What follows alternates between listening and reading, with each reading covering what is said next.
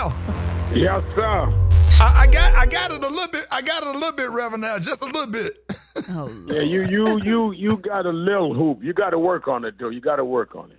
Oh, yeah. Please, God, let him work on it. Man, I love you so much, man. I cannot wait to see you tonight. Watch you on TV every day. I've been one of your friends and biggest fans for years, and just thank you for just allowing me to be in your space. Ladies and gentlemen, joining us today is a pivotal voice in the ongoing fight for civil rights and social justice.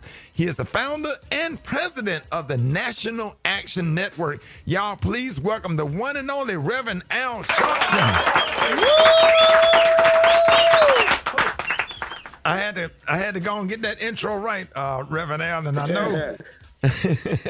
I know you've seen voter engagement. You are out there. You're everywhere. But I know you've seen voter engagement evolve over the past few elections. And, and are you encouraged by the wave of enthusiasm that for the acceleration of the people, coming out in the excitement the Harris campaign, Reverend Al? No, I'm very excited. In fact, in the last 2 weeks, I've toured with the Central Park 5 and our National Action Network Get Out the Vote tour. We've gone from Nevada to Ohio to Michigan, and yesterday we were in North Carolina, and everywhere people are geared up. And I've not seen this enthusiasm among people, young and old, since maybe 2008 with Barack Obama. But I think people still have to come because they're coming on the other side. And I think that I've never seen a more serious threat to civil rights than Donald Trump. I mean, Donald Trump put 3 judges on the Supreme Court that overturned affirmative action, took the gut out of voting rights, took away women's right to choose. So what really is confusing to me, Ricky, is how some people are saying, well, I think he'll do this, that, or the other. Well, he was president 4 years. He didn't do it then. He was the president when George Floyd got killed. He did nothing. Right. Went in front of a church, held the Bible upside down, and lectured the protesters. He was president when Breonna Taylor got killed. He said or did nothing. He was president when Ahmaud Arbery got killed. So why are we hallucinating what he would do when he was there 4 years and didn't do it? Kamala Harris co-authored the George Floyd Justice and Policing Act that his Republicans blocked from becoming law. I can't think of a struggle she wasn't there. When we did the funeral in Memphis, Tyree Nichols, she was vice president. She flew down and sat with the family. I got her to speak at the funeral before I did the eulogy. She did the same thing when we had the massacre of 10 blacks by white supremacists in Buffalo. As vice president, she came. So the question is not, are you on Kamala Harris's side or Trump's side? Question is, are you on your own side? Come on, Reverend Al. Come on, Reverend Al. Yeah, that. Reverend Al, we facing so many divisions along political and social lines, even within our communities. How can community leaders help foster unity and healing in the wake of such a polarizing election? I think that we've got to have a united list of priorities and say, look, these are the things that we must have. We must have health care for everybody. We must have criminal justice that's fair for everybody. We must have affirmative action to close the gap in race. If there's 3 to 4 things we agree on, and then let's match who would best do that, and then we come forward. Everybody doesn't do the same thing.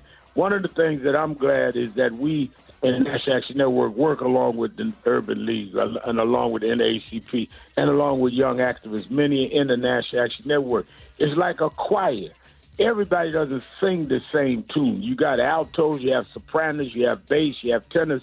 You got some can't sing at all. They just move their lips. But everybody makes a choir. And we need to all play our role. I don't do what somebody else does, but they don't do what I do. If we could all mend in, then it advances our community. Man, if I could have you on this show every day, well, Morning Joe don't even know what he got when he got you sitting up there with him every morning. And I promise you, we sit here and do the morning show, and I'll be watching you. And sometimes I have to turn the radio down just to hear what you have to say, because I get a lot of information from you, Reverend Al, and I love and respect you. Now, what role do you believe that faith leaders in our community organizations have in encouraging civic engagement and informing voters, especially among young people. And the second part question, Reverend Al, are there rides and free rides that you know about, so people, if anybody having problems getting to the polls to vote? Yeah, first of all, I think that faith leaders have a responsibility to just follow the Bible. The Bible says, if you love me, feed my sheep. Well, feeding your sheep doesn't mean that you do not take care of the concerns and needs of your parishioners, health care, their rights to in the criminal justice system. We don't need entertainers in the pulpit. We need shepherds that will feed the sheep and go out and do the work. I tell preachers all the time, they say to me, Reverend Al, I want you to come to my church, but be light on that civil rights and politics, just preach the word. I said, well, what Bible you want me to preach at? The second book in the Bible is Exodus, a liberation struggle of slaves from Egypt. So I can't preach that. I can't preach politics. Well, David was king. That's a political position. Solomon was king. And, you talking about a woman in charge? I guess we can't talk about the book of Esther or the book of Ruth. I mean, when you get through taking all the stuff you don't want to do, you won't have a Bible.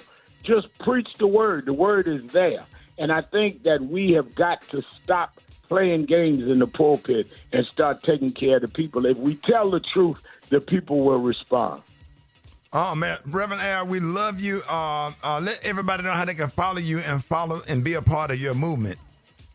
www.nationalactionnetwork.net, www.nationalactionnetwork.net, and just follow on there. We post every day what we're doing, where we'll be, and don't you doubt. I'm a huge fan and big brother to Rickey Smiley. That's my man. You better believe it. You better believe it, Reverend Al. You know I love you, and I'll never forget what you did for me. And I want to have you on once a month, even if we have to pre-record it, because I know we are working at the same time. But I got to have your presence on this morning show because you are one of the greatest to me, man. So much stuff. People just they don't know about you, Reverend Al. Man, you go back to Doug Banks' morning show days. Come on now. That's right. Yes, sir. That's right. Yes, sir. Let's work it out. I'd love to do it. Let's work it out. Absolutely. Love you, Reverend Al. Y'all, more Rickey Smiley Morning Show coming up.